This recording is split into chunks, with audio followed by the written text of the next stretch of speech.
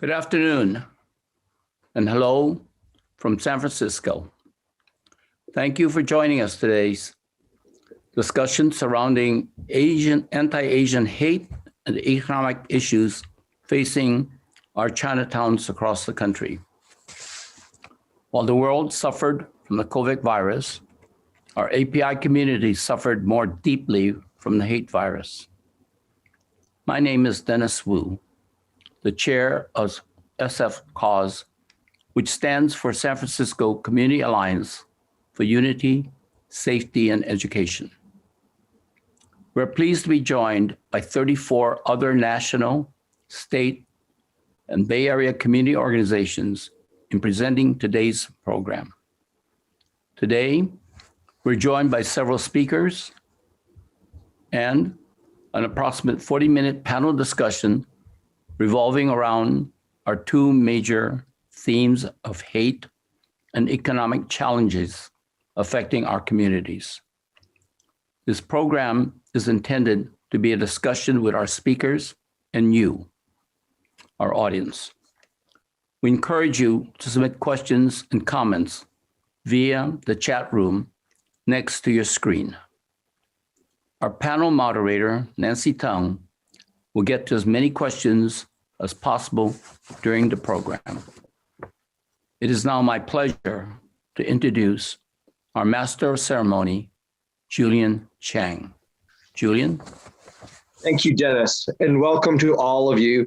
Thank you for spending your Saturday afternoon with us. We think that you'll find it both enlightening and also encouraging, as well as informative. Our great privilege and pleasure today is to welcome from the White House, Erika Moritsugu. Erika is part of the Biden administration, which is taking steps to create opportunities for the Asian American, Native Hawaiian, Pacific Islander communities.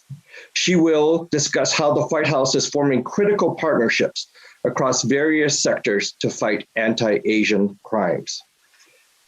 Erika was appointed this past April by President Biden to serve as Deputy Assistant and Senior White House Liaison.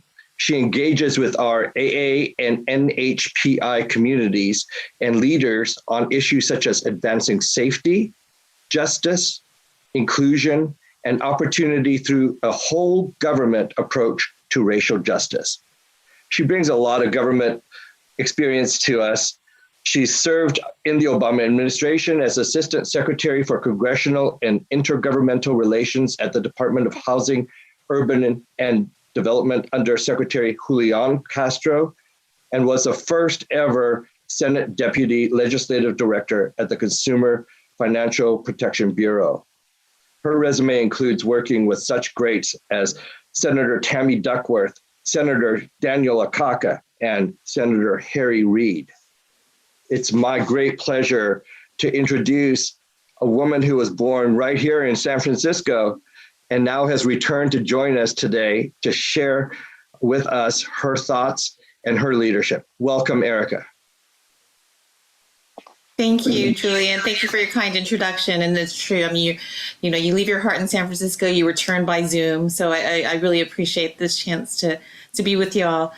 As Julian mentioned, I'm serving in a historic first ever role created in the White House as the senior liaison to the Asian American, Native Hawaiian, and Pacific Islander communities.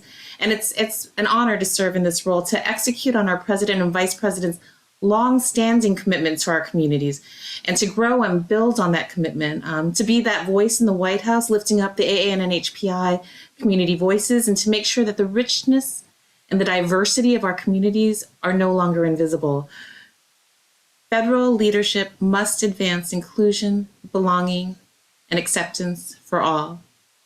And as Asian Americans, our stories must be told because they are critical to helping define our community, our country, and our future. The United States would be diminished without the AA and NHPI voices or our contributions to its history. Our country's strength is in its diversity. This is a diversity that I appreciate as someone who's Japanese and Chinese, who was born in San Francisco and grew up in Hawaii, deeply influenced by the best of both American and Asian heritage and traditions, the combination of which I think has led me to this life of public service. But it's also this diversity that's such a strength that can also be a vulnerability, as demonstrated not only by the recent spike in anti-Asian hates, but the long history of injustices we've endured, including the Page Act of 1875, the Chinese Exclusion Act of 1882, the incarceration of Japanese Americans during World War II, the murder of Vincent Chin, the mass shootings of Southeast Asian refugee children in 1989, and the targeting of South Asian Americans, especially those who are Muslim, Hindu, or Sikh, after the national tragedy of 9/11. Now, I've spent my entire life as a professional and as a volunteer fighting for social justice and the empowerment of communities and individuals on the Hill, in the Obama administration, at the Anti-Defamation League, and now in the Biden-Harris administration, I get to continue this work. For today, I'm here to listen and learn from you about what you are seeing and experiencing, what you are worried about and hopeful for your families, for your Bay Area community, and for the nation. So I'm looking forward to this discussion and all of the discussions that I know we'll have together that'll follow. Thank you, and back to you. Thank you, Erika. Our first speaker today is Ashlyn So. Ashlyn is a 13-year-old fashion designer and an accidental activist. When she first saw the video of an Asian elder being senselessly pushed to the sidewalk and then other Asians being bullied, she organized a rally in February to stand for Asians and against AAPI hate. In May, she decided to start another rally, Gold and Black Unity Rally, as she wants to mend the fractions between the Black and Asian communities to bring the communities together and unite in love. At the beginning of September, just 2 weeks ago, Ashlyn held a fashion show during New York Fashion Week to combine her activism with her fashion, which is an avant-garde fashion and fabulous, I might add, Ashlyn. It was called Beneath the Surface, to remind everyone that we are more than just our skin color. Ashlyn, it's a real privilege and an honor to welcome you. Thank you for being with us. Hey everybody. Thank you so much, Julian, and thank you, Erika. Thank you, Dennis, for inviting me here today. It's such an honor. To introduce myself a little bit again, my name is Ashlyn So. I'm 13 years old. I'm a student, fashion designer, and an accidental activist. I have organized a Stop Asian Hate rally, a Black and Gold Unity rally, and recently I also merged my fashion and activism together through my New York Fashion Week fashion show. I actually only recently came out of my shell and started voicing against these issues. I remember when I used to be super shy, and I still am. But I think ever since all of these attacks on against all these Asian elders, I knew that I had to do something and that I had to say something because I knew that I had to put away all my worries aside for something so much bigger and for this cause that's right in front of us that we had to act upon. And I was actually inspired to start my first rally after seeing the Black Lives Matter protests and their whole entire movement. They made such a huge impact, and they just kind of woke everyone up again.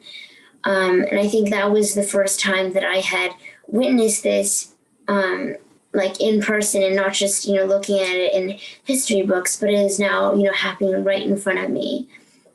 And when the attacks started happening, that's kind of the last straw for me. I decided that I had to do something and I couldn't just sit back and let this happen. So I decided to organize my first rally, and I really wanted to create kind of a safe space for us to share our stories. And I also wanted to organize my, Black and Gold Unity rally because I think it was really important for us to put our differences aside and to create kind of a place where we can discuss, ways to solve our issues or just kind of create a safe space in general. So actually, 2 weeks ago, I was able to show my collection at New York Fashion Week. And yesterday, I was actually able to show my collection here in the Bay Area. The theme of my show was Beneath the Surface. And yeah, I was really inspired by the Stop Asian Hate movement. So a lot of the colors were blue and white to represent porcelain. There was a lot of like cage pants kind of to represent kind of looking beyond just a skin color, and seeing, what's really inside, the heart. And, a lot of the models were actually we're also many activists here from the Bay Area. And I've met them from campaigns and rallies, and a lot of them were actually also my friends. And I think, this show was done with so much love from all sides. And I think that's what made it so special. So that's all the time that I have. But thank you guys so much for allowing me to speak here today. Thank you. And I'm going to pass it back to Julian. Thank you, Ashlyn. We have a terrific panel for you today, and leading our panel is our star moderator, Nancy Tung. Nancy is an experienced and independent prosecutor and a fierce community advocate. She stands for economic justice, deepening community engagement, and protecting our most vulnerable. Along that side, she is a fierce and well-known advocate for victims of crimes. Nancy, welcome to the program. Thank you so much for that introduction, Julian. I really appreciate being able to have this opportunity to moderate this excellent panel today. I'm going to start by introducing each of our panelists, beginning with Cynthia Choi. She's the co-executive director for Chinese for Affirmative Action, a wonderful member of our community in San Francisco and the broader Bay Area. She has over 26 years of experience in the nonprofit and philanthropic sectors, and has worked with communities on a range of social justice issues, including youth organizing and development, reproductive health, domestic violence, and sexual assault, immigrant and refugee rights, and environmental justice. Oh my God, what a mouthful, Cynthia. She is one of the founding partners of Stop AAPI Hate, which is an incident tracker that provides valuable data about anti-Asian hate incidents and is one of the important data tools to stop and combat hate crimes. Thank you for joining us today, Cynthia. Also, we have Carl Chan, who is the chairman of the Oakland Chinatown Chamber of Commerce. And he's known colloquially as the mayor of Oakland Chinatown because he steps up and he speaks for the business people and the residents of Oakland Chinatown. He participates in diverse volunteering events and lives his life knowing that unity is strength. And then we have Mayor Lily May of the city of Fremont. She was sworn in December 2016 as Fremont's first woman and minority mayor in Fremont's 65-year history. What an accomplishment. She was first elected to the Fremont City Council in 2014 and is a working mom of two. She first got involved in public discourse to improve the educational opportunities for future generations. In fighting anti-Asian hate, Mayor May emphasizes the importance of dialogue and solidarity work and awareness as essential to have this conversation. And welcome to Mayor May. We also have a pillar of the AAPI community in San Francisco, Annie Chung, who is the president and CEO of Self-Help for the Elderly. In 1981, she became the director of Self-Help for the Elderly and hasn't looked back. She now oversees programs spanning housing, employment, training, home care, and hospice.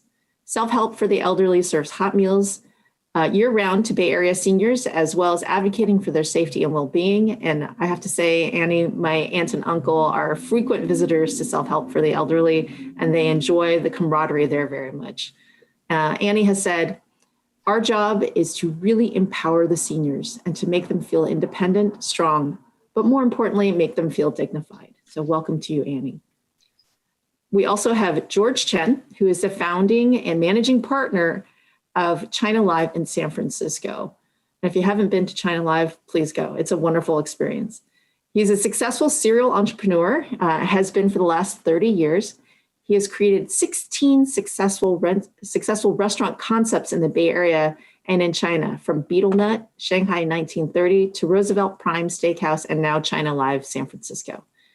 George Chen knows personally and professionally the huge impact that the coronavirus pandemic and the rise of anti-Asian hate incidents has had on his business and those of his neighbors in Chinatown. Welcome to you, George. And here's our panel. I'd like to first invite each of our panelists in turn to give a 3-minute observation about the pandemic and anti-Asian hate. And we'll start with Cynthia Choi from CAA. Well, thank you so much for this opportunity to address you today about the surge in anti-Asian racism. I'd like to go to the first slide, please, or next slide. So from March 2020 through June of this year, we received over 9,000 incidents documenting that this is pervasive and systemic. And please be reminded that these statistics are members of our community, including small business owners and frontline workers who've been verbally harassed, discriminated against, and in some cases, assaulted. Close to 50% of all incidents involve anti-China, anti-immigrant, and racist slurs. And we also have vulnerable populations, including women, elderly, and youth. Our community has endured devastating mental health effects as a result of this racial trauma, especially after the Atlanta area and Indianapolis mass shooting. Next slide, please. What's really important to recognize is why this is happening, to get to the source of anti-Asian racism. Just as words matter, actions and policies by our own government have put our communities in harm's way. This is why we have been calling on the Biden administration to invest in civil rights and human rights initiatives at the state and local levels, to increase federal funding for and in coordination with community partners to deliver in-language and culturally competent victim survivor services and mental health. We need to prioritize language justice across the federal government. And finally, we must ask the Biden administration to dismantle the Department of Justice China initiative, which has led to racial profiling, surveillance, and wrongful prosecution against our community. This is also a form of harm that our community has been experiencing. Finally, to the next slide, it's really important that I highlight how our communities are responding to all forms of violence at the local level. CAA, along with our partners, CYC, CCDC, and CPA, are part of a coalition that was formed in response to incidents of violence predating the pandemic. This has been a long-standing issue, and I want to take this moment to lift up the work of Self-Help for the Elderly, who's been responding to the fears and concerns of our elderly community members. We are focused on addressing the immediate harms of our most vulnerable community members, also focusing on holding our city agencies accountable in meeting the safety needs of our community members, regardless of their immigration status and language abilities. And finally, and equally important, to promote cross-community building and dialogue, because all of our communities deserve to be safe and have their basic needs being met.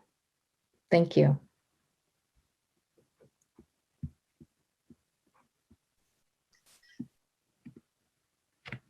Thank you for that informative slideshow, Cynthia. That was all information that we know and we feel, but to see it so starkly and to have it summarized so nicely is really an easy way to digest that information. Really, really important things. Next, I'd like to invite Carl Chan, Mayor of Oakland Chinatown, to give some remarks. Carl? Thank you, Cynthia. My name is Carl Chan, President of the Oakland Chinatown Chamber of Commerce. The AAPI community has been suffering what we call the dual pandemics, which the AAPI hate is the worst. And since the beginning of 2020, And, no one can truly understand racism unless you are the receiving end. On April 29th this year, I was on my way trying to help another victim of crime. While walking down the street, I was ambushed from behind and being knocked down. And I was using every ounce of my strength to get up quickly to avoid further attack. And when the attacker was walking away, I could not find any cameras in the area. So I took out my phone and took the pictures of the attacker, called the police, and provided the pictures. And then within an hour or so, I saw the attacker across the street. I was able to wave at the police when they were still there. And this attacker was finally apprehended so that he would not hurt other innocent people. And I was so fortunate to react correctly, to stay alive, but not sure if others might be as lucky as me. And I refused to be a victim because I want to be the game changer, like all of you, to stop the AAPI hate and racism against all races and all communities. Now, as you know, all of our Chinatowns in this entire country are suffering the worst attack. The elderly is afraid to walk on their own streets, and the businesses are losing customers, and some will close permanently. Here in Oakland Chinatown, I believe we lost about 50% of the restaurants, in which they have been closed permanently, and many businesses are closing much, much earlier. The Oakland Chinatown Chamber of Commerce had to turn our focus to help the suffering Chinatown businesses and the victims of crime. We must voice out and stop the AAPI hate. We were able to capture the attention with our rallies and press conferences, and we had over 300 interviews with the local, national, and also international media. We have implemented some short-term and long-term solutions. Working with the NAACP and many community leaders of all races, we have the support of the volunteer patrols. So currently there are many patrols in our Oakland Chinatown area. And we are able to also partner with the local law enforcement agencies. And we are installing many security cameras. And we're also providing the translation service and also providing the PPE products and equipments to all of the businesses in the Chinatown area. And we're also providing the whistles, the safety alerts, the air horns, and safety trainings. We help some of the businesses to market their food products and services online. And we're also trying to switch many of this cash-only model, in Chinatown to accept credit cards and online payments. And we also want to set up, we actually did set up the chat group, so to provide, much of the useful information and safety tips to the residents and the businesses. And I'm so honored to be invited, by, my good friend, Dennis Wu and SF Course as a speaker. And later on, we can share much of, what we can do together to save all of our Chinatowns in this country. Thank you.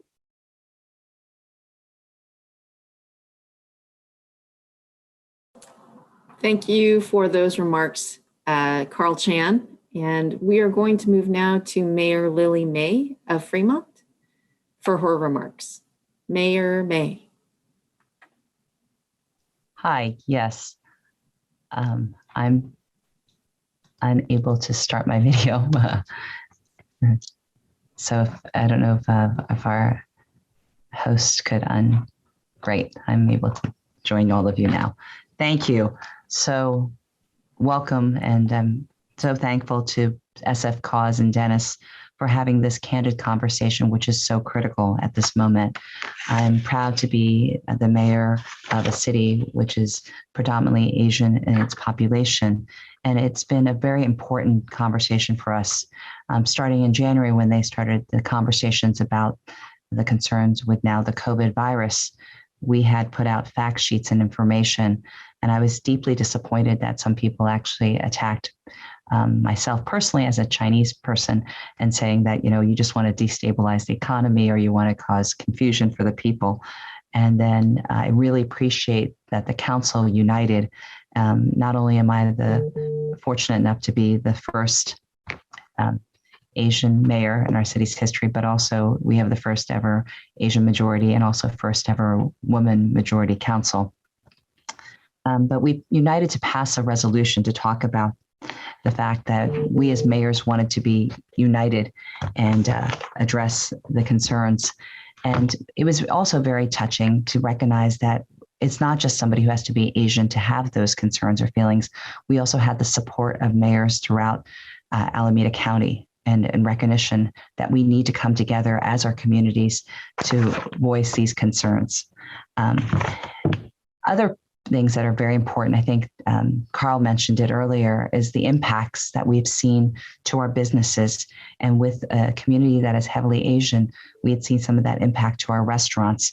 And I really appreciate that some of my fellow council members, as well as social media and the press, were able to come together and create that awareness to let people know that we want to support our businesses.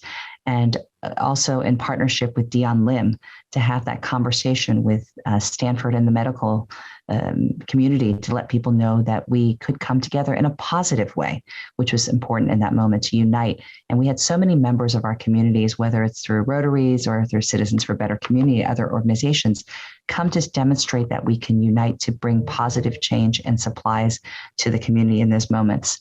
I also have to thank our own community agencies, such as our police department, as well as our DA. We also created a public service announcement, which was important at that moment, so we could let people understand what is a hate crime, how to find the allies. And we created those public service announcements in multiple languages. And in particular, we're able to push that out during the Lunar New Year.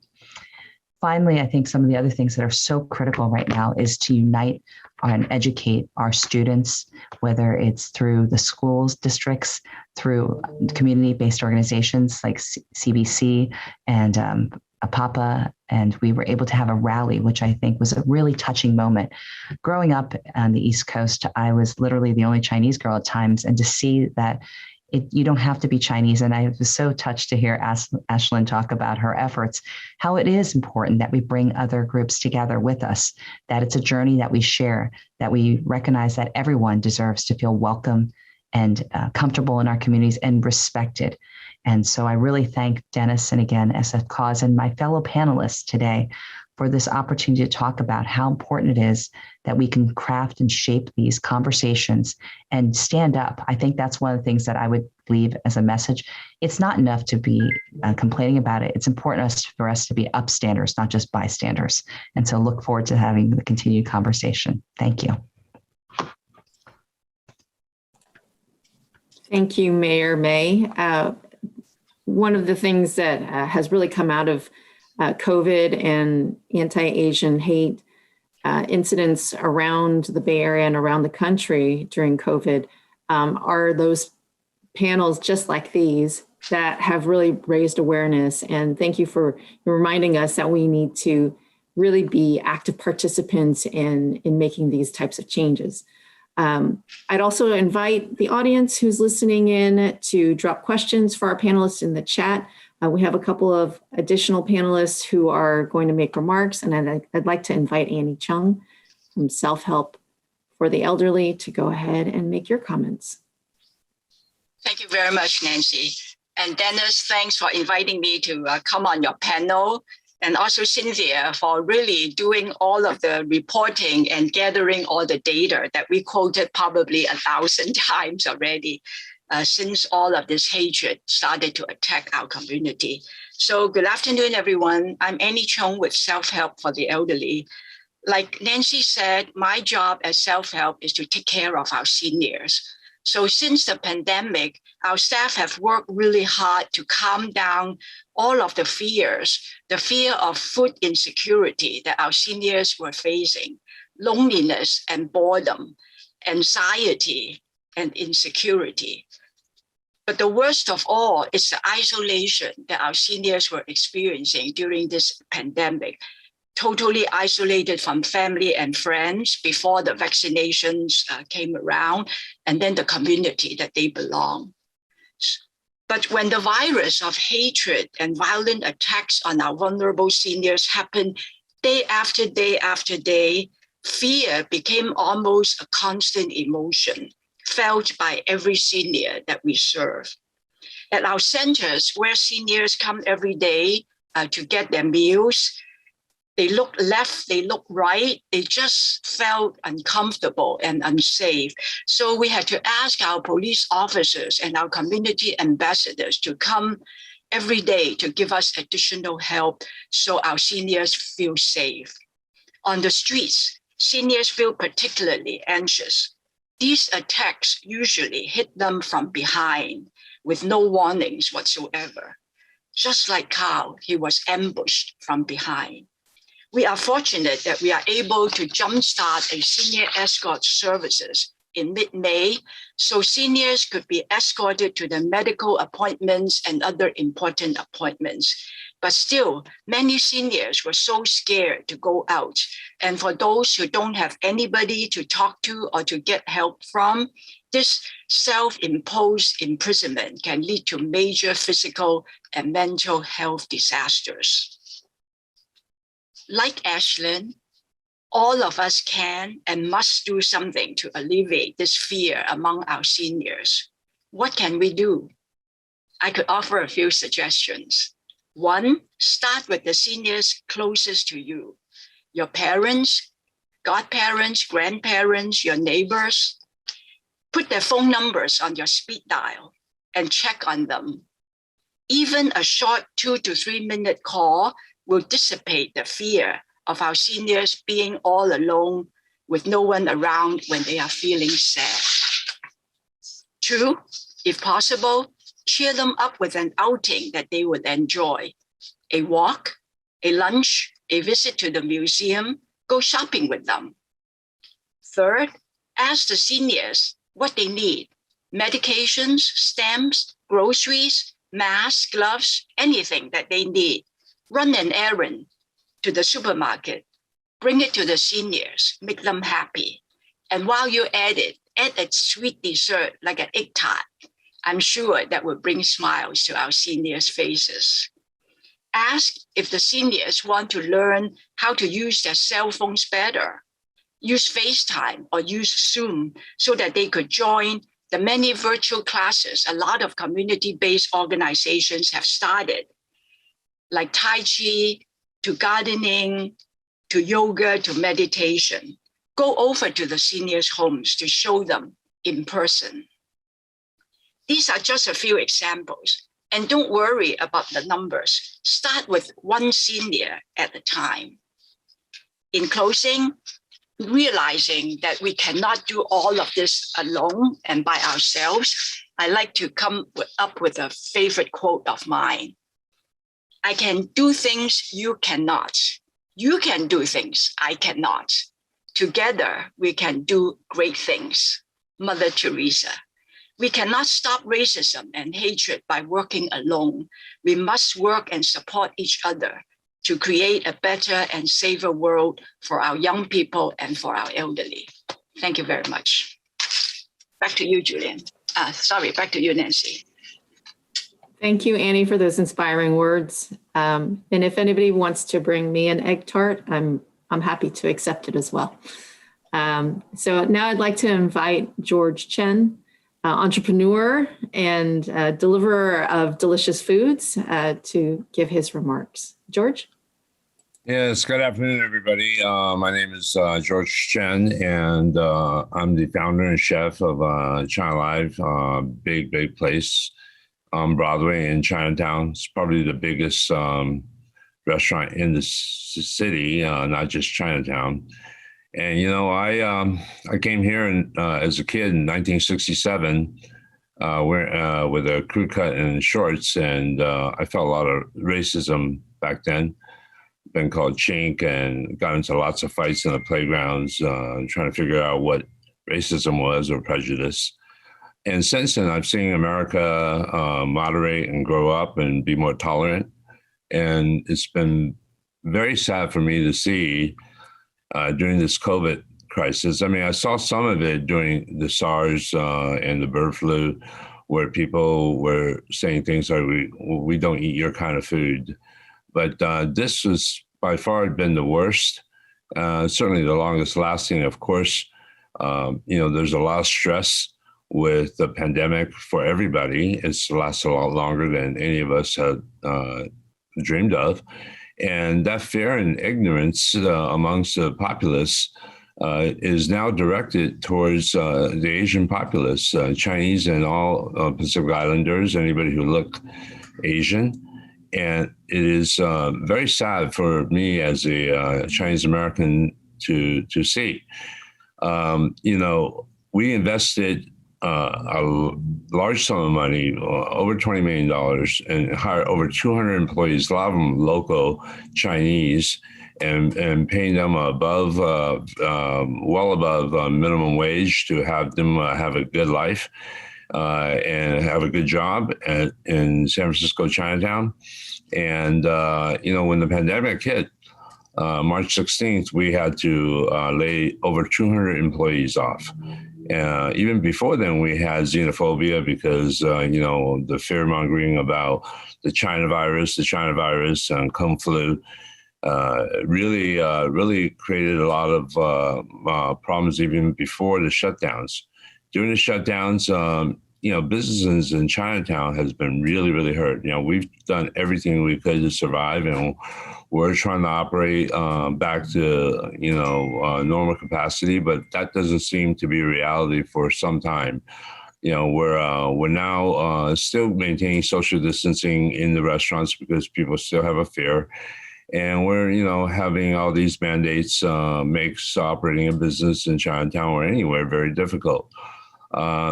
Right now, Chinatown is hurting, not just us. It's really, we're a bigger place, but the little places are what I'm worried about, like the mom and pop places that I used to frequent. I mean, we do business with 10, 12 vendors in Chinatown. We're part of the community. It's 22 city blocks, 12,000 people plus. This is a living community. It's not a tourist attraction. And people need to realize that they need support. When people stay away from Chinatown, or people who don't want to work because they think in Chinatown because they think it's dangerous, we have to do something as a community to bring attention to the fact that we're a vital part of any community, and being Asian American is something to be proud of. Diversity is the strength of this country. And for me, I just want to see this thing turned around. I'm really surprised it's lasted as long as it has, and Asians should not be singled out to be an excuse for all of our fears and stress. So please support Chinatown, support our businesses, and I hope to see you all in the neighborhood. Thank you.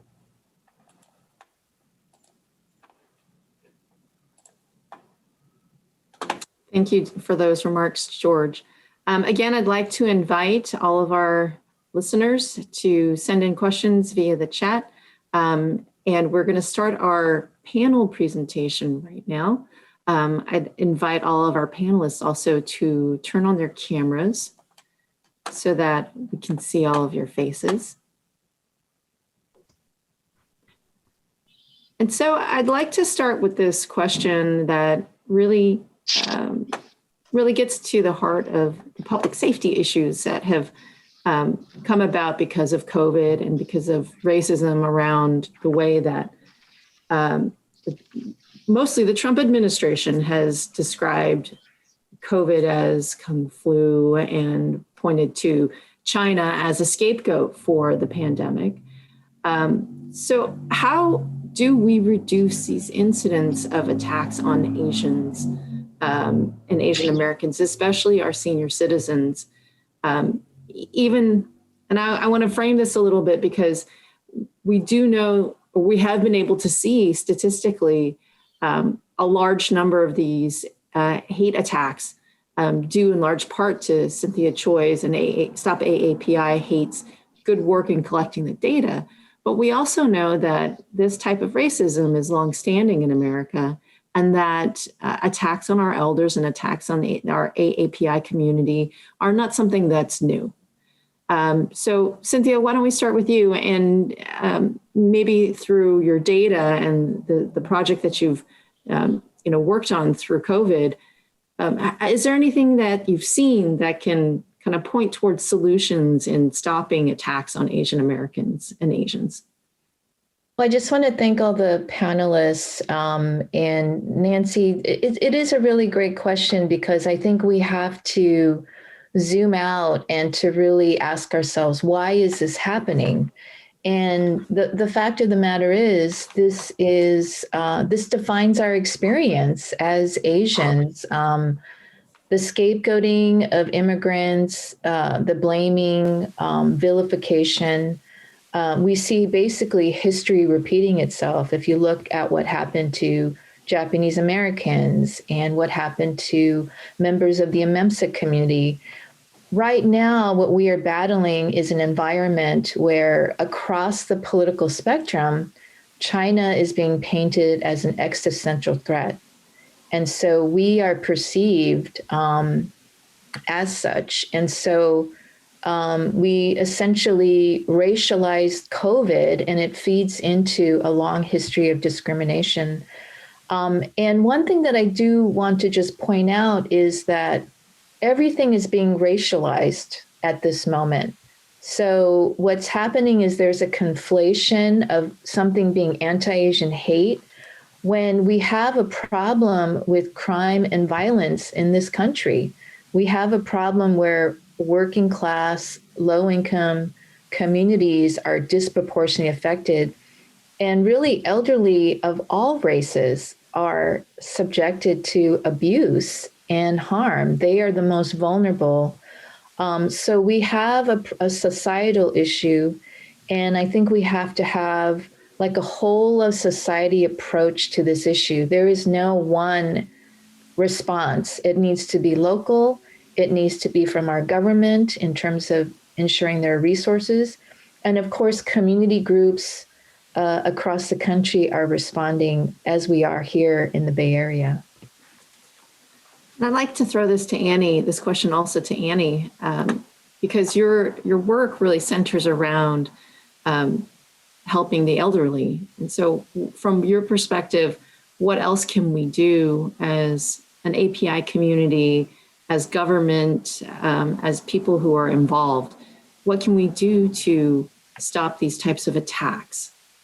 I think it takes really all of us in whatever position, in whichever organization. So I'm glad that Erika is here with us today, because you're really our closest person to the president.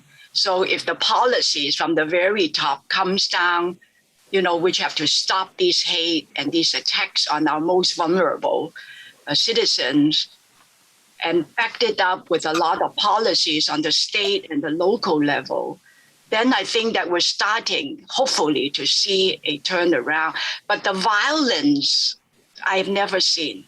Like with all experience, discrimination, racial slurs, people shunning us because we look Asian, but never the kind of attacks like the attack Carl received or my 90-plus-year-old elderly receive. It's just kind of unheard of. So why are our community turning so violent? So it's complicated, right?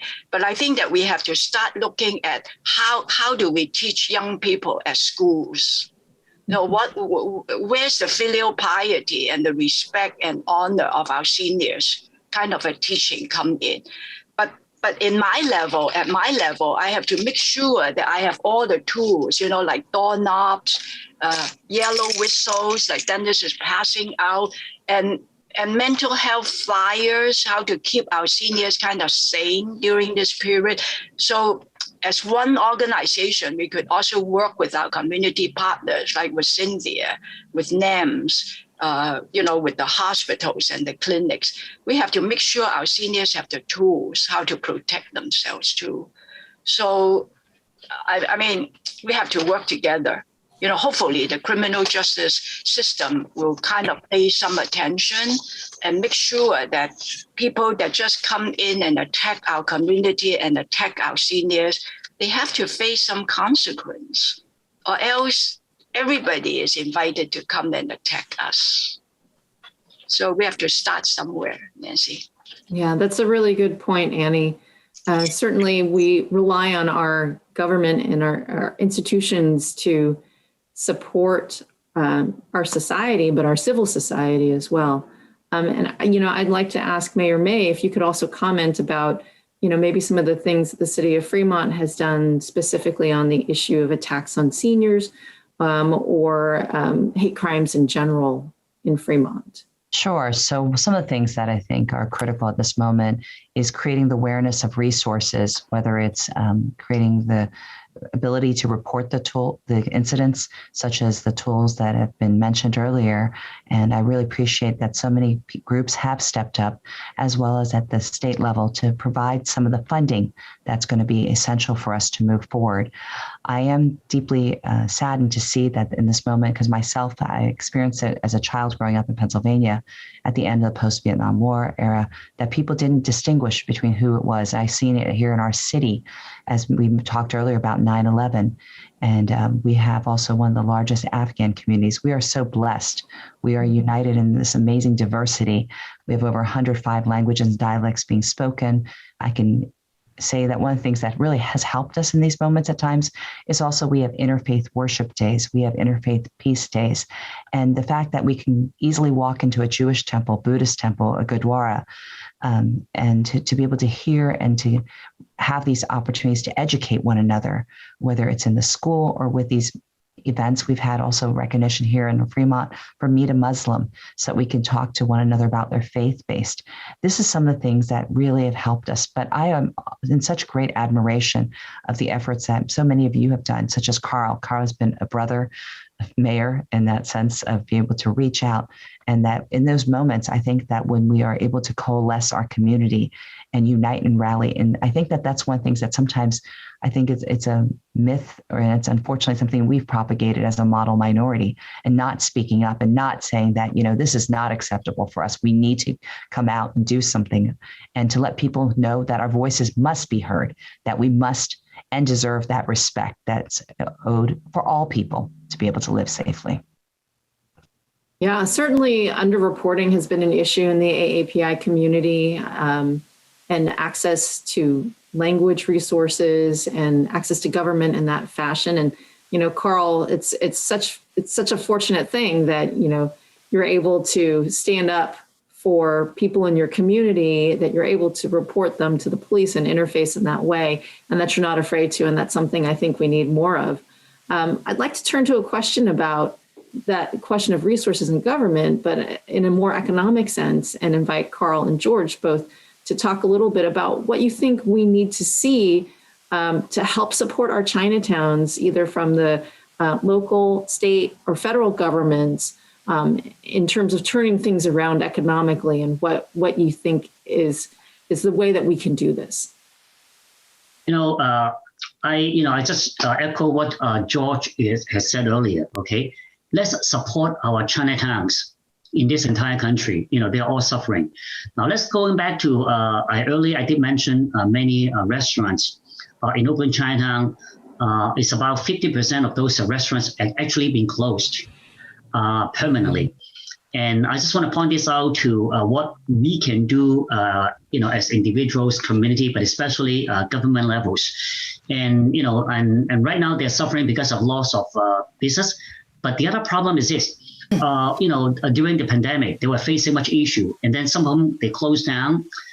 In fact, some are saying that they want to sell the business. But when a new person coming in try to operate, and guess what? They got to deal with a new set of guidelines from the city and the health department. So in order to operate, and in fact, I was talking to quite a few business owners yesterday, and they said that they will not be reopened. I said, why? Because the government is saying that in order to reopen these restaurants again, you need to redo the kitchen, the floor, and everything. So that will cost them about $200,000 to $500,000 to start a business, and they cannot afford it. And also the health department, also give them new guidelines. So that has always been the issue. But I also want to see more resources. We understand there is a passing of this API equity budget. But how much money, how much dollars can actually come to the ground zero supporting our businesses? In addition, I want to ask for your help. Because in Chinatown, most people living in Chinatown are seniors. In Oakland Chinatown, we'll have, I would say, at least 70% of them are seniors. But currently, we are seeing more of a young, the children and grandchildren. Instead of spending money and time with their parents and grandparents in Chinatown, shopping and dining, they took them out to other areas away from Chinatown because they feel that it's much safer, and that doesn't help our local businesses, especially here in Chinatown. And I'm sure, George maybe can chime in, more about, the suffering and what we can do about Chinatown. Yes, thanks, Carl. Appreciate your comments. San Francisco, Chinatown, if you walk down the streets, there are a lot of boarded up businesses as well.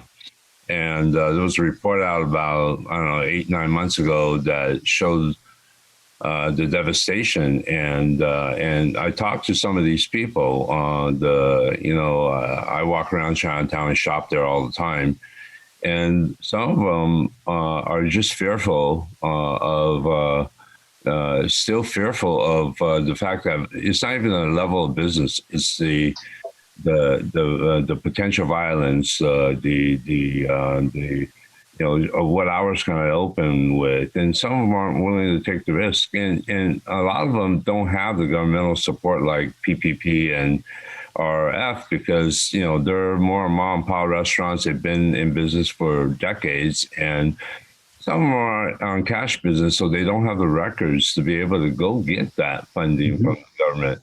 And when they don't have that, it's very hard for them to reopen and do business because, it's just people have to be made aware that this is a vibrant part of our overall community. Chinatown and Chinese in general have contributed greatly to this nation. I mean, I think one of the things we can do is highlight the accomplishments of so many Asian Americans that have done great work. I mean, in fact, frontline workers, many of the health workers were Asian, and they risked their lives in health, medicating people, helping them through the pandemic. So I think education, showing people that there's greatness in every culture, certainly in ours, and that China, may be a competitor, but not an enemy. And, that starts from the top in Washington. If you start the rhetoric because you have to appease a certain faction of the country to create an enemy, it's not a zero-sum game. We can all benefit together by helping each other locally at the community level and also globally. So I think the message has to come from, Washington to also to our local government to understand that there is real plight and these folks cannot just not be able to come back and do the business. Thank you. So Carl and George, I want to ask a follow-up question to that. And I know that, there are many Chinatowns across the country. And in terms of what you're seeing here locally in the Bay Area, do you hear from your counterparts in other Chinatowns the same type of issues around safety impacting economic issues in Chinatown? Well, absolutely. And I just recently went to New York and also talking to many areas, different Chinatowns in the Los Angeles area. I think many of us are facing the similar problems because, people are avoiding coming to Chinatowns and customers are saying that, it's unsafe. So we are all facing similar issues, but also they're all saying the same thing to me, saying that they don't really receive much help, financial help. Even though they are saying that there are much help going into the entire country, but down to the ground zero. And especially what George was saying is quite true. Many small businesses, they are unable to even get the access to all this help. And also because of digital divide and they don't know, some of them don't have basic Wi-Fi and they could not market themselves online. So those are the major challenges they are facing. And what we are seeing, the closing of these businesses are mostly been around for so many years. So we are starting to see not only the disappearing of many businesses in Chinatowns, but also disappearing of Chinatowns totally. So I think what we can do is finding better solutions. If we can, we're all calling for additional or some resources from the local, regional, but also from national, providing all these resources from federal governments. I think that will be very essential.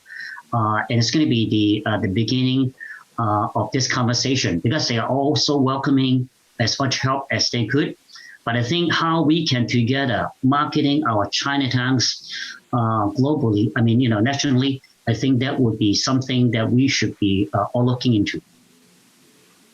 So I think it's an interesting point that you're raising, Carl, because I recently found out that the internet goes out in Chinatown and San Francisco when it rains. And it's because the infrastructure is so poor and that it's not a feasible economic proposition for the utilities to bring in high-speed broadband to Chinatown, that it just doesn't get done. And so I know that there's some legislation either on the state or the federal level to increase internet access to all parts of the country. But, essentially, in a day and age like this, where we're also communicating by Zoom, it's so important to have that access to technology and to, basic internet. The other thing that I'm hearing from you is that language access may play a part in being able to access economic programs as well. And I don't know, Cynthia, maybe you can speak to language access and the importance of it in terms of both economic and accessing government resources. Yes, so I've been reminded since CA's founding that we have been working on language access, language justice, for over 50 years, everything from census to ensuring that anybody who calls emergency services should get assistance in language. We have a number of cases here in San Francisco where a small business owner was harmed, was burglarized, and it took 4 hours for emergency services to arrive on the scene because of poor or ineffective interpretation. And so this is an issue over and over again. Public transportation, we don't have signage in language. We don't, community members don't know where to report. And this is a life and death situation. And so I think that we have an ordinance here in San Francisco that requires all agencies across government to ensure that language, those who do not speak English as their primary language, get the services and information that they're entitled to. And this shouldn't be an afterthought, especially when it comes to public safety. Well, it sounds like we should have something along the lines of, legislation like the Americans with Disabilities Act, but really for language, right? Because if you can't access your government services, irrespective of what language you speak, then you're really not able to get the assistance that you need. And sometimes, right, like you say, it's a life and death matter. Yeah. How many of us grew up providing interpretation for our parents because they, in the public school setting or in the hospital setting. And again, this is not difficult. This is something that needs to be thoughtfully planned out and provided. Definitely. And as you raise that point about, the role of children in our API community, we know that young people in that K through 12 group have been really negatively impacted by hate incidents and COVID. And we had, this wonderful statement by Ashley, who came on to tell all of us about her personal experience. And I'd open this to anyone on the panel. How do we really help our children be resilient and boost their self-esteem in the face of bigotry? I mean, a lot of us grew up with the idea that, you don't make any noise, you turn the other cheek, just be that model minority, and maybe it will go away, but obviously this is not something that's going to go away. Implicit or explicit bias against Asian Americans, racism. So how do we help our children? How do we create a situation where they can be resilient and come out of it stronger in the community? Well, I would like to share on that a little bit, because having served on the school board and with the students, we try to find many different ways. Right now, I know we're unfortunately not together in person. I wish we could be. We're living in this world of Brady Bunch boxes. And so we're a little bit COVID cooped, and that's been very hard for our students and youth. And in these moments also, when it comes to messaging, a lot of times I think our youth are the best at having the message that carries and resonates with their peers. So we've tried to create opportunities, whether it's through art, through poetry, through different ways for them to express their concerns. And that is very critical. And I definitely would echo a lot of the sentiments that we're hearing right now about trying to get the messaging out. So I know that when we were trying to get some of the healthcare awareness, whether it's with the COVID vaccine and other things, to work with other groups. And we have in our school district, we have a Mandarin immersion program, we have a Spanish immersion program, and we have other groups. So we were trying to bring the youth together. We also have a lot of our youth commissioners, whether it's in its own presence as a youth commission, or they have representation on other ones like human relations and environmental. A good opportunity is also finding role models. I was surprised when I became mayor for my city that in U.S. history, I'm the third for U.S. history for large directly elected API women mayors.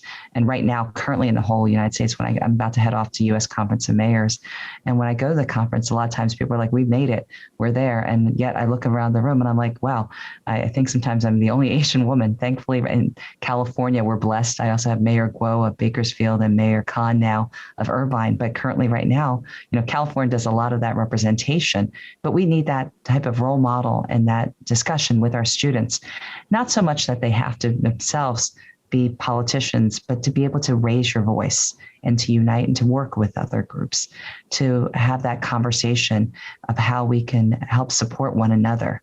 And that's something that I'm really pleased to see all these different organizations help to provide, whether it's with our elderly, which I think is so critical because so many have been homebound and have not had that opportunity to see one another.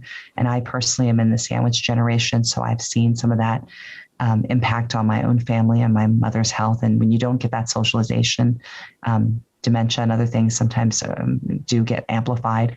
And now with the youth. And so when we're able to get people out together, I hope to be able to see all of you more often and to have this. I don't think it should be a one and done. This is not something that we look at for this moment. It's unfortunately a legacy that's been happening for a long time. And it really won't change unless we make the continued effort to do so and to really work across these organizations. And I'm so proud that here with Dennis Wu and this organization, we are able to bring people together and have this conversation. And I hope it's one that when you talk about the youth, I would love to do something similar with our students and with all of them. I think that there's no better way than to bring them into that conversation. What would help them is to ask them. Thank you.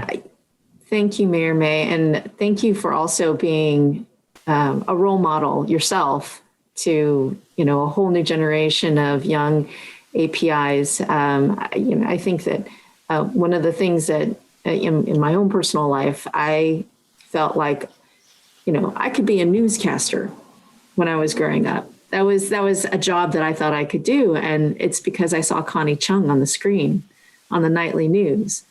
And, representation matters in ways that, we're not always aware of. But, having someone like Erika in the Biden administration and seeing people stand up, seeing people in roles in government, of roles of leadership, and then seeing even something like Shang-Chi in the movie theaters, right? These are all things that, speak to young people, and not just API young people, but also young people of all groups, to see that, we are a really vibrant part of American society, and we're integrated into American society, and to stop being othered perpetually.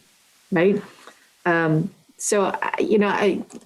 this topic, I'd like to throw this out to the panel and ask you, what is being done to build coalitions with other minority communities in either educating, building partnerships, bridges with other communities, so that we have better understandings of each other and are not as insulated in society. Does anyone want to speak to that? Yeah, I can start with real quickly. I think it's so important to have all the entire communities coming together, and that's the reason why we organized the Unity Rally, in which we had the support from the NAACP, the Hispanic community, and then all different mayors are all coming together. And I also being invited. Some of you already have done it too. So as a speaker in different communities. So I was invited to speak at the Hip Hop TV. And I was also just a couple of weeks ago, I was invited by all the Black community faith-based leaders, and we had a meeting and talk about how we can do things together. I think the most important thing is we have to be willing to work together. And also, we also got the donation from the Jewish community. In fact, they were supporting us with the camera system, and they'll be adopting certain corners of Chinatown, and there will be a big publicity and talking about what we could do. Now, I've been working with Dennis Wu, and he also doing the same thing, similar, organizing all different communities coming together. I think that is something that we all can do together. I'm so thankful. Many of you, I know Cynthia, you're doing it. Annie, George, and then Millie May also doing the same in your city as well.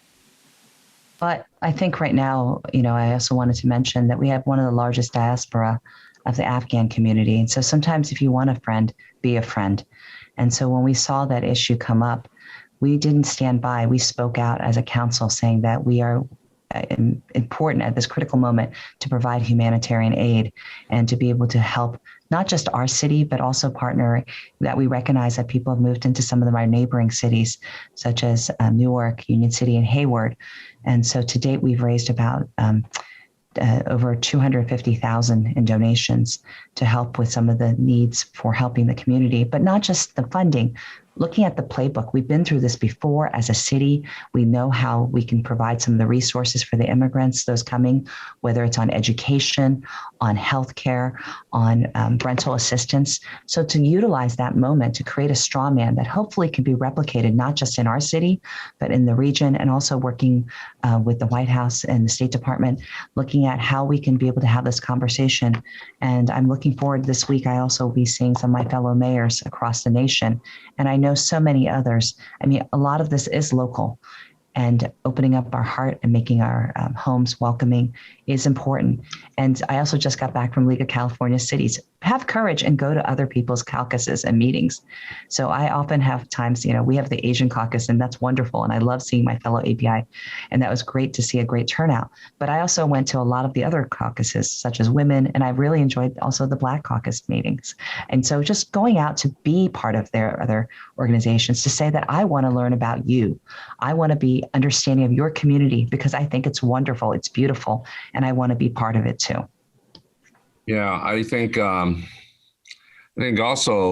having the entertainment with the athletes, because they're role models and they cross over culturally. And they're, if you get the Warriors or the Niners or Giants, somebody, Oakland A's to Oakland Chinatown, and show that they're there to support, I think that opens up a lot of people's minds about, hey, we're all all together on this thing. I think people look at these people as as their kind of crossover role models, and if they lead, then we should invite them to see what we're doing and enjoy the multi-ethnic experience that we have.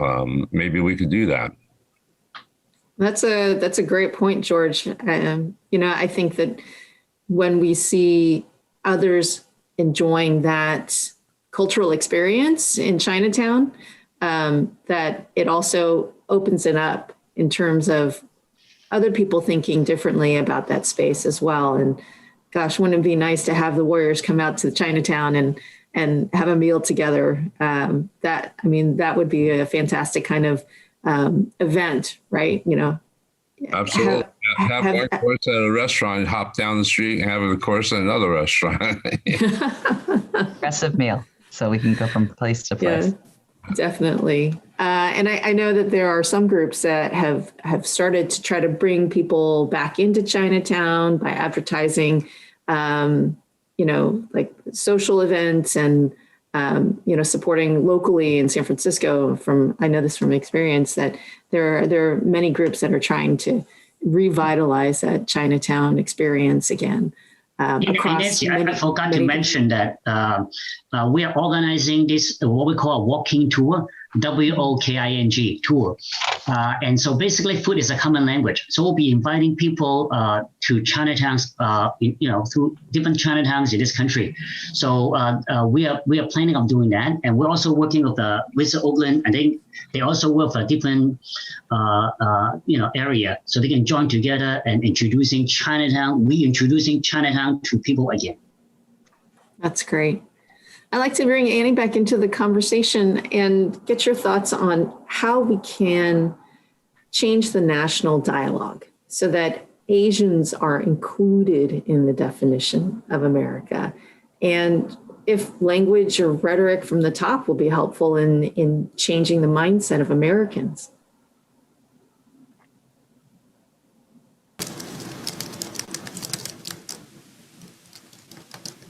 Annie, do you have any thoughts on that? I'm sorry, I thought that the question was directed to Erika. I'm sorry.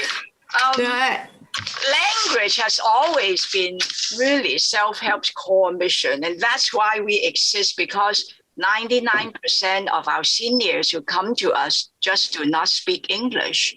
They cannot access services, period. So I think all of us that are bilingual have to remember like Cynthia said, as when you're young, you act as interpreters for your parents. But when we're older, we have to make sure that the next generation also, learn that bilingual, have another language. Then you start to. Once you have the language, I think you really start to get into supporting or understanding a different culture. And, people are no longer strangers, but they're your friends. And that relationship building is very important. So I see language access, as Sin talked about, has always been a core service of self-help. It's very important.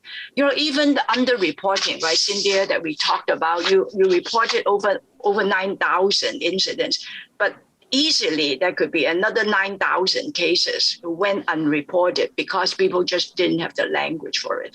So I hope that, we will, feels like the younger generation are not as gung-ho as going to Chinese school or language school or pick up another second language. But to me, that's really important. So, and also I want to also do a shout out for those of us who can to support intergenerational programs. I think we have to bring our older adults closer to our younger generation. Because of technology, language, and living far apart, that relationship is needs to be strengthened. Chinese used to have a saying that if you have an elderly at home, you have a treasure at home, right? 家有一老，如有一寶. It really is important so that our elderly will not be forgotten. So. Yeah, I think the richness of language is also something that we need to incorporate into our not only our everyday in our own communities, but also across government, and to make it more accessible so that you don't hear somebody speaking another language and say they're a foreigner. You hear someone speaking another language and you say that, well, we have this richness in our community, and how do we bring that into being American? So I think we're just about at time for this panel presentation, and I want to thank everyone for spending Saturday afternoon together and participating in this very important conversation. I'd like to throw it back to Julian to continue on with the program, and thank you again for the honor of being the moderator today. Thank you. Thank you, Nancy. Thank you, Nancy. Thank you, Nancy. Wonderful job. Thank you, Nancy, and thank you all of our panelists. I learned a lot, and it was really wonderful to hear the discourse at such a high and sophisticated yet heartfelt level. Our next panel speaker is Assembly Member David Chu. David was the president of the San Francisco Board of Supervisors before he went up to Sacramento in 2014, elected by the people to represent them in the state legislature. This is no small feat, as California is the nation's 5th largest economy. And as such, Assemblymember Chu's presence in Sacramento means a lot because he has accomplished a lot of policy wins when he's up there. His legislative record includes many different policy areas such as housing and justice and also economic development. But one of the most interesting and I think instrumental achievements that Assemblymember Chu did was to be part of landmark AB 979, AB 979, which requires California headquartered companies to add an underrepresented minority to their board of directors. Included into that definition of underrepresented minority is Asian, Native Hawaiian, and Pacific Islander individuals. We're so happy that Assemblymember Chu has joined us today. David, if you could turn on your camera, there you are, welcome.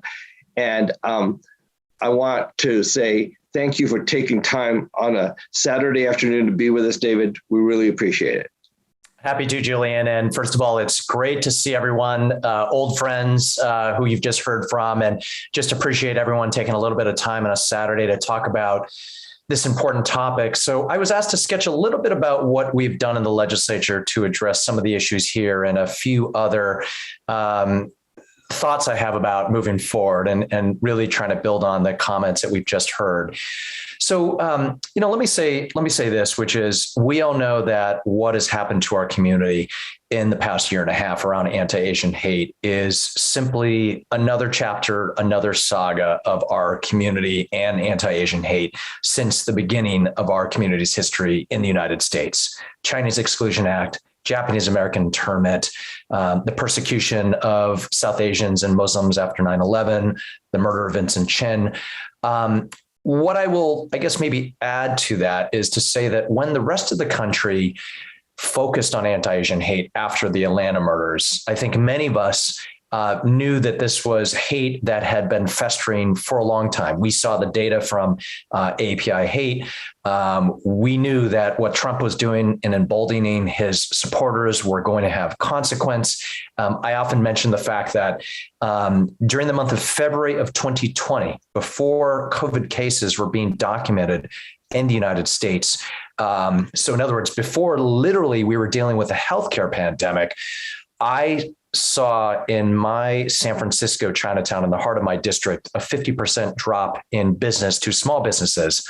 And that was a 50% drop that was being reflected in New York City's Chinatown, as my Asian colleague, Yulene Nyo, was reporting, from my friend Michelle Wu in Boston, who's on the Boston City Council representing Boston's Chinatown. She also saw a 50% drop in business. We saw the anti-Asian hate before we were observing this with the data we're talking about. So this has been going on for quite some time.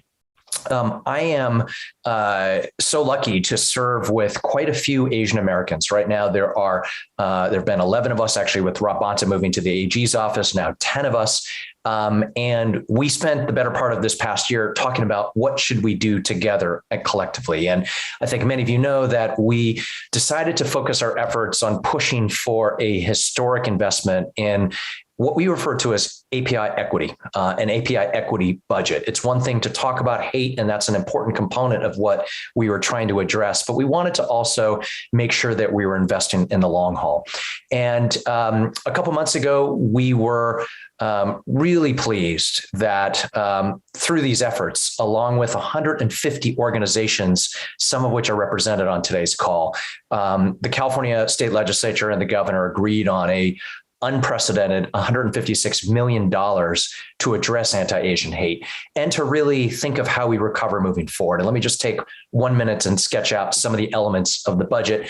About 2/3 of the money is going to go to victims and prevention, to nonprofits who are already doing the important work of taking care of our community, both after an incident, but also thinking about what it takes to address it beforehand, how to provide culturally competent, language accessible, comprehensive services to victims, and also do really innovative work to really prevent these attacks. Another 20 million is going on what we refer to as data equity. We all know that you can't address a problem that you can't see. If you're not measuring something, you can't fix it. And part of the issue in recent years is we just hadn't been tracking what had happened to our community. And when Stop AAPI Hate, from the beginning of the spike of anti-Asian violence, started documenting thousands upon thousands of incidents, our good friends over there really highlighted this issue.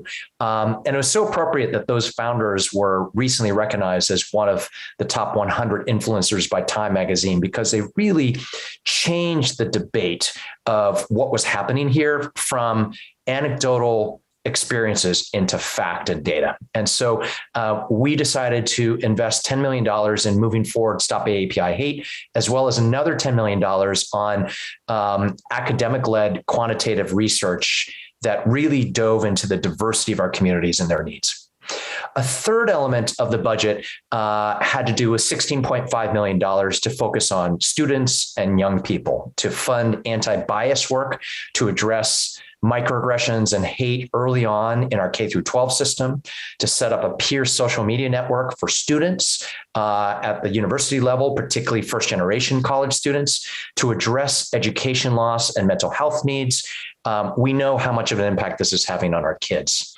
And then there was one final $10 million segment that we wanted to provide to ethnic media, because they're the ones who are often covering our stories and moving things forward. But let me just close with maybe 3 final comments with this victory. So the first is just the importance of moving our community together. The fact that all of our API caucus members worked with 150 organizations on the outside, this was fairly unprecedented. And it's something we need to continue to do. And then I'll also mention one other thing, which is it's very likely in the next 2 to 3 years that the height of our Asian numbers might be cut in literally half because of term limits and because of political transitions due to term limits. And so I can't underestimate enough just how important it is for us to not only be investing in community grassroots power, but to supporting the next generation of API elected officials coming up in school boards, in city councils, on board of supervisors, who are mayor, to run to be the next legislators and next statewide officials moving this forward. The second thing I'll say is, and I think it was apparent in today's panel, we are finally, as a community, starting to talk through our siloized existences. I think it's fair to say a lot of Asians, Asian lawyers hang out with Asian lawyers, doctors with doctors, business folks with business folks, politicians with politicians, Asian Hollywood with Asian Hollywood. And one thing that has happened through this experience is we are all starting to talk to each other. And the power that we get by talking across communities has been really significant and something we need to just capture. The last thing I want to say is, it's always true that crises drive action and drive results. And this is what is happening, right? The opportunity that has come out of this crisis to really have these conversations. I think we need to be really vigilant that if and when, and hopefully soon, the numbers of anti-Asian hate go down, we can't lose the momentum for change. We can't sit on whatever accomplishments we've made and say, glad we got through this time period. We've got to bring the same level of urgency and intensity to moving our community forward, because if we don't, others will step into the breach. And by that, I mean non-Asians who may not have our community's best interests in mind. And so I just want us to think about what's it going to mean in 6 or 12 months once the stories have died down, and once even if the level of hate dies down. How do we make sure that we push forward an agenda that ensures that this truly never happens again? So with that, I'm going to turn it back over to Julian. Thanks. Thank you, David, for being here. Our next speaker is Vincent Wang. Vincent is chair of the Ohio Chinese American Association, and he's also a co-organizer of APA Justice. At APA Justice, Vincent works with community leaders and advocates all across the country, interfacing with Congress and also with the administration to talk about issues of discrimination based on perceived differences, such as the discrimination that comes to people because they are either perceived to be Chinese or look Chinese, and the fact that they are also scientists working in high tech. This is so-called the China Initiative that the Department of Justice has embarked on. And Vincent is also a hub director of the Yellow Whistle Project, which distributes yellow whistles to community members for free to raise awareness about anti-Asian hate. Vincent, I have to just say, this has been a last-minute call for help by me and our team this afternoon, and you responded. So my personal thanks and my professional thanks for you joining us today. Thank you. Thank you, Julian, for the invitation and also for the great introduction. Thank you so much. And also hats off to all the great speakers today, and to highlight the racial injustice against Asian Americans. And I have the privilege to talk about China Initiative, which is a program launched by the Trump administration back in November 2018. It is a program with a goal to prioritize cases related to economic espionage and trade secret theft, and counter foreign influences on the part of the Chinese state and not the Chinese people. However, after almost 3 years, the US government has not found a single case that is substantiate its claim about spying under this program, but rather they charged dozens of scientists of Asian descent for making false statements or wire fraud based on trivial administrative errors such as paperwork errors, rather than real economic espionage or trade secret theft. So just a little bit over 2 months ago in June, the first ever trial under this program, the China Initiative, during the court trial, the federal agents, they acknowledged that they used false information to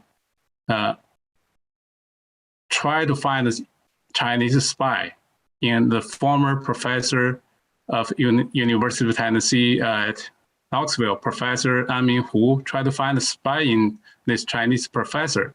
They made false statements in 6 occasions, tried to do that. But after a little bit over 2 days of deliberation, the jury decided that they cannot charge this professor. They entered the deadlock. The judge ended up dismissing the case altogether, dismissing all the claims by the government.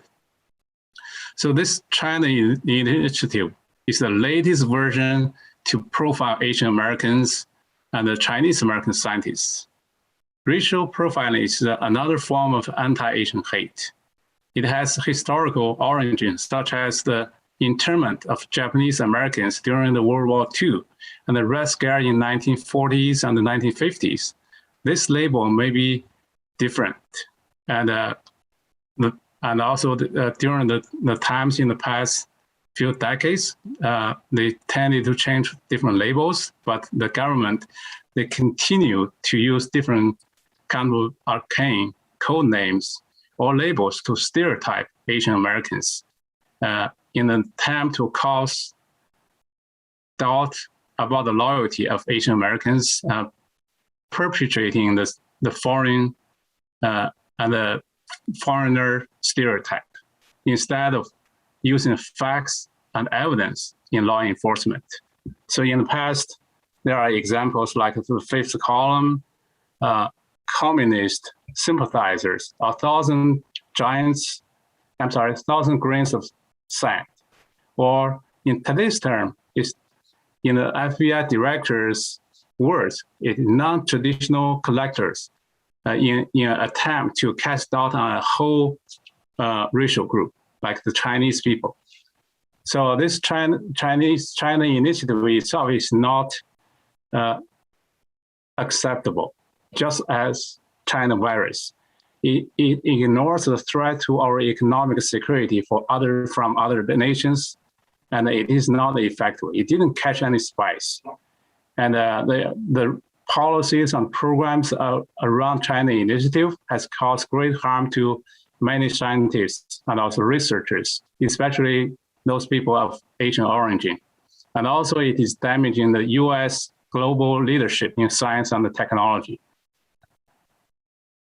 As early as in January 2021, APA Justice sent a letter to President-elect Biden calling on the Justice Department to end the China initiative. In July 2021, our representative, Ted Lieu from California, delivered a bicameral coalition letter signed by close to 100 members of Congress to Attorney General Garland, calling for an investigation into Department of Justice's repeated wrongful targeting of individuals of Asian descent for alleged espionage. They said the common thread in every one of the cases that involved in the China initiative and earlier days in other programs, all the people involved, they have an Asian surname. All the innocent lives, they got turned upside down. So people's professional reputation got destroyed, families' finance got drained, and the government didn't find anything that can substantiate their claim about economic espionage. So under the China initiative, so many people got targeted without solid evidence. So they call for the government to end this program and also investigate what caused these issues of continuously targeting Asian Americans.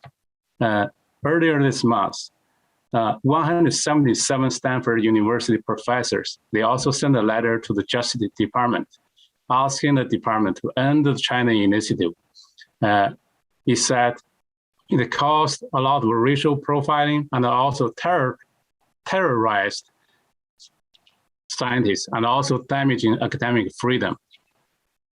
So a lot of people from the community, from the scientific world, and also from members of Congress, they are calling for an end to this program because this program is racist by its nature. So we need to work together to end this program and also end all the racial injustice to the Asian people and also end the racial profiling and the racial targeting to our community members. Back to you, Julian.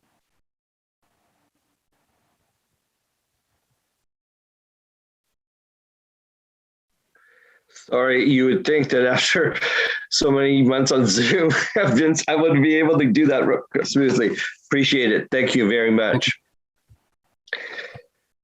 We've heard from so many panelists, and we've heard from terrific speakers like Assemblymember Chu and from Vincent Wang about the issues that are foremost in our mind. Thank you, Erika, for being here and listening to us with your head and your heart. It really means a lot that you've taken this time on a Saturday to be with us, and I appreciate it so much, and I appreciate you. Thanks, Julian. And I hope it goes without saying how much I appreciate you and your leadership in organizing all of this. And I also want to, of course, acknowledge Dennis Wu and Drew Min and the team at SF Cause and all the other partner organizations that have brought us together for this excellent event today.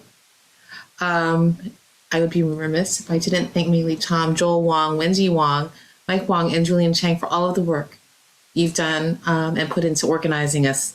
And more importantly, thank you to those of you who spoke today, who shared out today. It's a generosity. The extraordinary Ashlyn Sue, Assemblyman Chu, and Professor Wang, and of course, each of the panelists, Mary May, Annie, Cynthia, Carl, Mayor George, moderated excellently by the excellent Nancy. Thank you. I value your leadership and insights and expertise, and am humbled to be among you. Today, I heard you talk about our beloved elders, our treasures at home that Annie speaks about, who don't feel safe and who suffer anxiety, isolation, and fear. I heard about the impact on our students, our young people, and what it'll take for them to be resilient. I heard about the shocking number of hate incidents that, in spite of the lack of coverage in the national news, continues its alarming spike trajectory. I hear you talk about the economic hit Chinatowns across the nation, but my own hometown, Chinatown of San Francisco, is taken, and what is needed to help her recover. I hear you talk about the concerns over the Department of Justice's China's initiative and why it's concerning, and the need for language access, interracial allyship, and intergenerational linkages. Above all, I hear about from you how leadership can manifest itself with courage and power by our local elected officials, our community leaders, and one particular upcoming fashion designer, how we can and should be upstanders, as Mary May said. Hearing about your experiences and perspectives, your challenges and your hopes, this is one of the most important things that I can do. It's critical to ensuring both the success of our community and also the success of this administration, to have this open line of dialogue, for access for you to share your stories with us, and an outlet for me to share our priorities and policies with you, so that we have a more fully informed decision-making process in the West Wing, and the impacts of those policies make it down deep into communities. It's going to take some time to digest all of this rich information, but know this: we have an administration that understands the beauty and the challenges of our diverse communities. And I will work to find ways to keep this partnership going so that we can all move ahead together. That an aside, a big congratulations to Dion Lim. She's in the green room, on the Zoom room, for the Champion of Truth Award that she's about to win. Thank you, Dion, for your incisive intelligence, deep empathy, the strength of your voice, and your commitment to integrity and seeing and telling truths. I'm very proud to know you and grateful for your leadership too. It's great for our community, and it's important for all communities. So with that, mahalo nui loa for the opportunity to share this space with you. Dennis, aloha. My friend. Aloha, Erika. The floor is yours. Thank you. Thank you. This has been an incredible experience so far, everybody. And what I'm more inspired by is the conversation and how everybody worked together, talked together, and this is what we hope to accomplish and continue to do more of. And as David mentioned earlier, that we need to cross silos. And one of the things that I want everybody to take notice of is that this program had 34 organizations that were promotional partners. I think this is very unique. I don't know that it's ever been happened before in San Francisco, that we could have so many organizations pull together to put on a program like this. And we originally started with just San Francisco. And then we went across and we reached out with Carl, and we went on and we reached out to Lily May and Fremont. And you notice we also had Vincent from Ohio. So it's amazing what we can do if we work together. There's a saying that one of my favorite slogans, in unity, there's strength. The other thing that I also want to mention is that we can't look to government to do everything. We've accomplished a lot in the past as individual organizations, and we can do a lot more. One example is that back in January, we were having an issue with people reporting crime attacks other than emergency. So we created a tip card, and originally it was only in Chinese. And an aha moment came to us. And we said, we should have it in more languages. Well, it is now in 9 languages in San Francisco. It's a very special number, 415-558-5588. And as I said, it's in 9 languages: Cantonese, Mandarin, Spanish, Tagalog, Russian, Japanese, Korean, Thai, and Vietnamese. That was initiated by, SF Cause. It was funded by volunteer funds. So it's just amazing what people can do if people would just set their mind to do it. The yellow whistles that Vince mentioned, that idea came up at midnight of March 31st by Oscar Tang, his wife Agnes, and a friend of theirs. They have distributed over 500,000 yellow whistles across the country. Vincent mentioned he's one of the hubs. San Francisco is one of the hubs. You notice I have my yellow whistle cap on. We have distributed 60,000 yellow whistles. We have more that are ready to be distributed. Again, that's just people working together and pulling together. So at this time, we'd like to transition to our Champion of Truth Award. And Erika mentioned that it has been given to Dion Lim. As you all know, Dion is the ABC Bay Area reporter.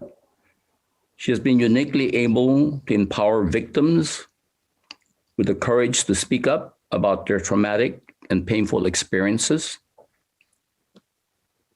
To introduce you to Dion, we have 2 videos. One by Daniel Wu. Many of you know him. He's an American actor, director, and producer. He's known as a flexible and distinctive leading actor in the film industry. Since his film debut in 1998, he has been featured in over 60 films. Daniel is passionately committed to fighting anti-Asian hate. Around February, he and fellow actor Daniel Dae Kim each offered a $25,000 reward for information on a serial assaulter for attacks against elderly Asians, which led to the suspect's arrest. Following this, we have another video presented by prominent and senior ABC KGO news anchor Dan Ashley that highlights Dion's character. Let's roll the video, please. Hi, I'm Daniel Wu. Despite the fact that the Asian American community has suffered tremendously from the rise of anti-Asian hate over the past couple of years, we have seen that our community has responded by growing stronger because of it. There's a sense of unity unlike ever before.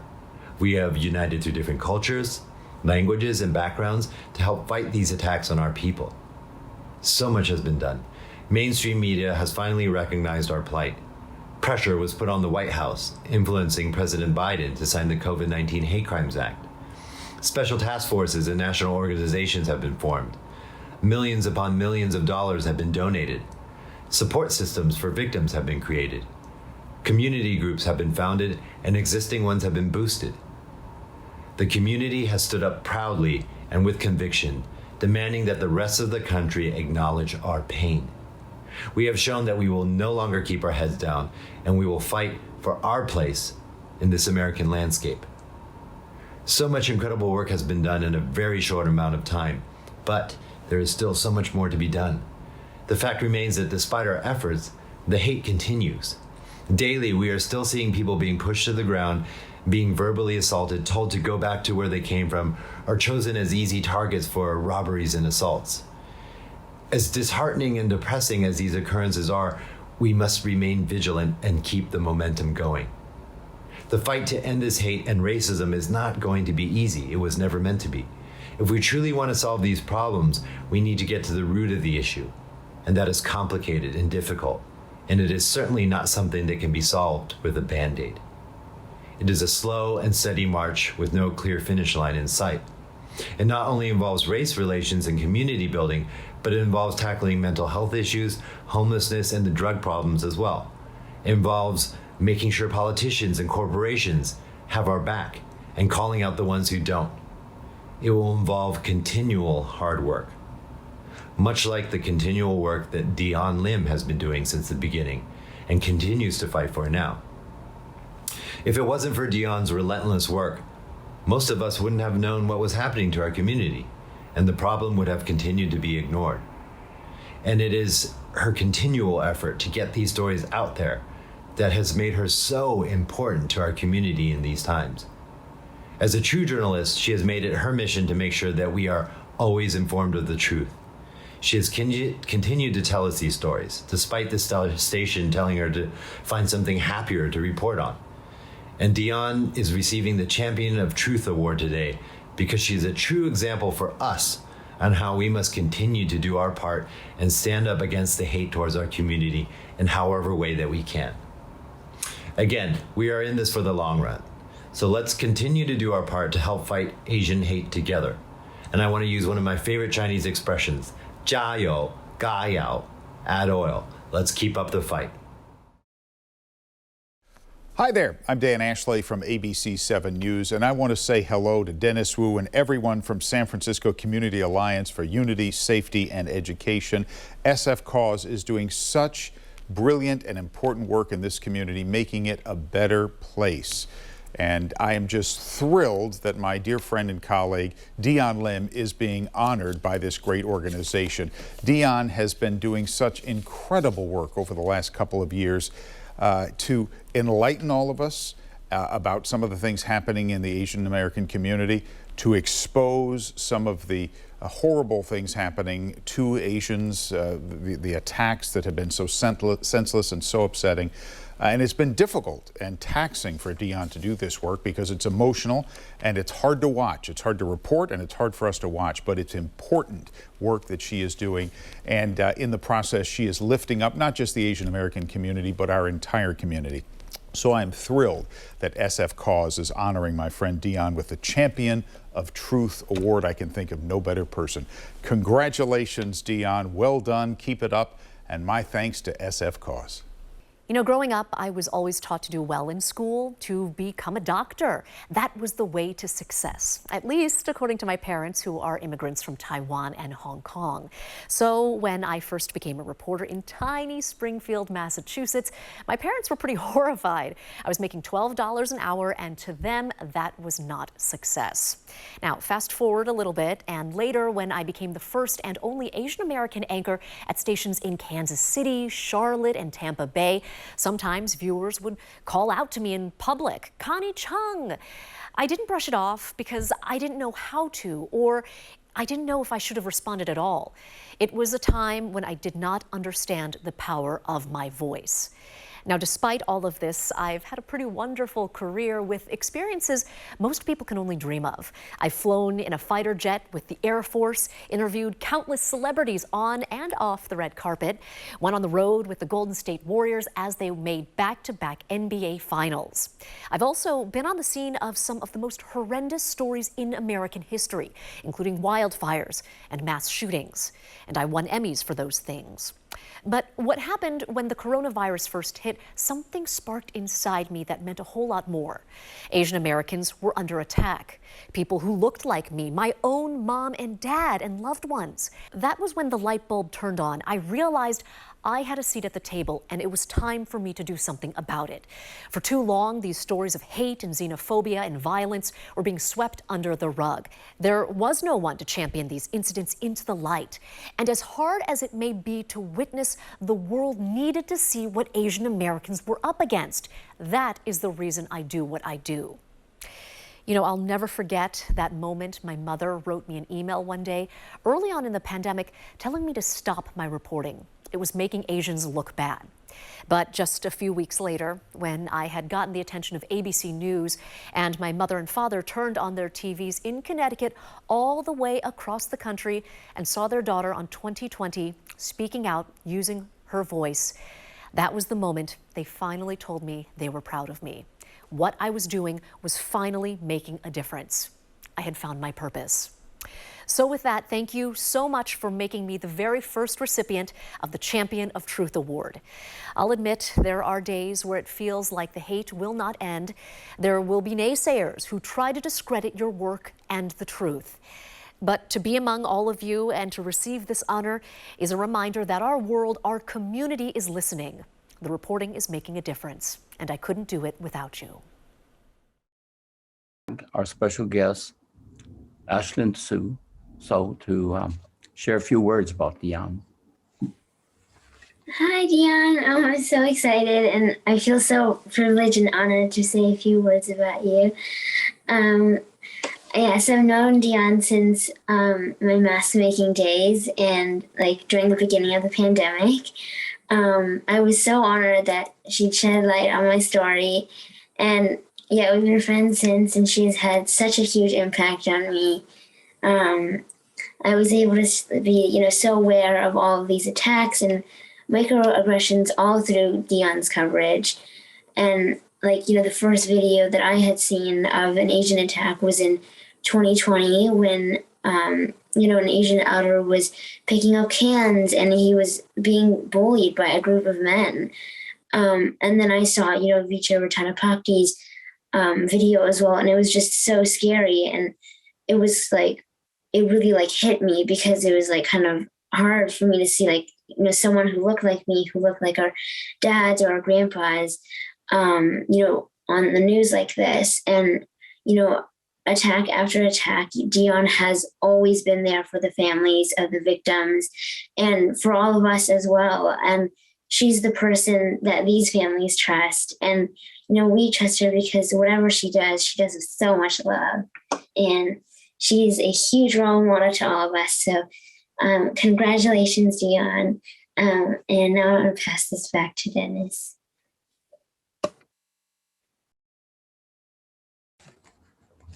Thank you, Ashlyn. Very well said.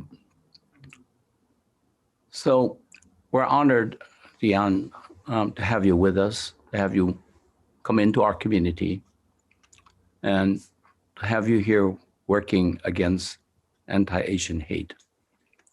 The San Francisco Community Alliance for Unity, Safety, and Education Champion of Truth Award is given to you for your leadership, your tenacity, and the amplification of the voices of victims of Asian hate attacks. The API community has suffered from the rise in hate attacks and the subsequent spreading of fear. This hate virus has paralyzed many in the mainstream media to really avoid the delving into the truth. And it's a little kind of painful for me to say that, but I think it has gone unreported. But you have been a shining light in spotlighting this issue. And we really respect that. And as you've heard from Ashlyn, you have been an inspiration and you've made an impact on all of us. From the youth, such as Ashlyn at age 13, to someone as old as myself, who's almost 80 years old. But I'm only 7 years old, they tell me, because I've been reborn through the magic of stem cell transplant. Our API community has long been silent, as has been commented many times today. And this is, I guess, really in the true Asian fashion. Whenever a calamity affects us, we APIs silently suffer the beating, the disrespect, and the consequences. Dion, you have been the brave voice for our community. Your voice, your truth is why we're here to present you with our SF Champion of Truth Award, our very first one. Now, regretfully, because of the COVID, the real virus, that your trophy has not arrived because they've not had a chance to get the inscription in. And I really felt bad about that, but I don't feel as bad about it because I was at another event on Thursday, and that trophy did not arrive either for the same reason. So instead, we did send you a flower arrangement this morning. Hope you got it. Ugh, they're enormous and beautiful, and they were the envy of everyone at ABC7. Great. I love them. Thank you so much. Boy, Dennis, I don't even know where to begin. When you get your trophy, it will be inscribed with Champion of Truth Award honoring Dion Lim for her crusade of justice in giving the voiceless a voice. And so with that, I'm going to turn it over to you. Dennis, there's so much emotion coursing through my body. I did not anticipate to start tearing up listening to your remarks, and of course to Ashlyn. I am so proud of you. I remember when we first did our interview together and you showcased your masks. Who knew a year or so later you would be on a national stage and making such an impact? So I am proud of you, and I am proud of each and every one of you who is tuning in right now. I have genuinely enjoyed this program. It's really nice to see these familiar faces now all in one place, not just during AAPI Heritage Month in May. I'm moved and I am so grateful to see so much support in one place, and I am in awe of each and every one of you. And I should say that awards did not always matter to me. I always thought they were just puff examples, just for show. But this award, is illustrated by these beautiful flowers that are next to me, mean so much more. They actually, dare I say, mean more to me than winning an Emmy, because this is not determined by a panel or one singular event, one newscast. It is for a collective body of work. And it was granted to me by people I respect so incredibly deeply. And all of you have taught me so much during this time about my own identity. I've had to delve deep into my own history and understand why I feel so compelled to continue to tell these stories. I cannot do my job without you. Dennis touched upon the detractors as well, the naysayers, and those who deny that what is happening in our world today is happening. There are accusations of fear-mongering, being racist for reporting on so many AAPI issues. But you all know the truth. And if you want these stories to continue to be told, it all relies on you, because it sends a message to editorial teams. It sends a message to those naysayers, those people who do not necessarily have the same shared experience of being called Connie Chung or being called Chink as you walk down the street, that this is important. It is important for our entire community, not just Chinatown, but far, far beyond. I am so encouraged by this award, and I know that it is together through gestures big or small that if we show that support, we can make a difference. It can be as simple as a phone call or sharing a social media post, eating a meal in Chinatown and bringing someone who is not exposed to that type of culture. Whatever it is, we will not be deterred. I certainly will not be, because there have been very dark days that I have wanted to quit, and I am very transparent in admitting that. But this will indeed get better. We are doing this together.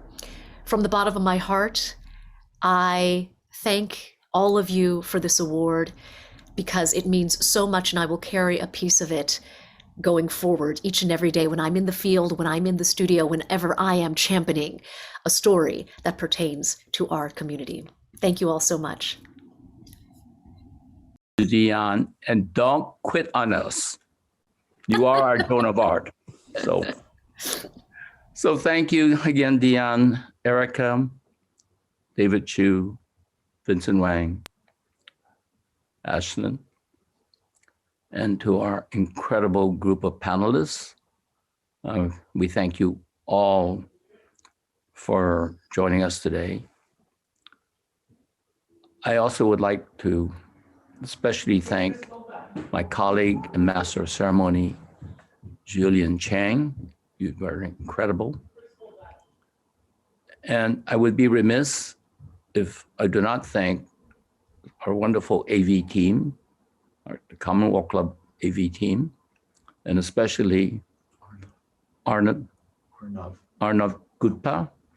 You have been wonderful this last 2 days, and thank you so very, very much. For any additional information that any of you are interested in on SF Cause, check out our website as sfcause.org. Thank you, everyone, for joining us, and have a wonderful evening. Good evening.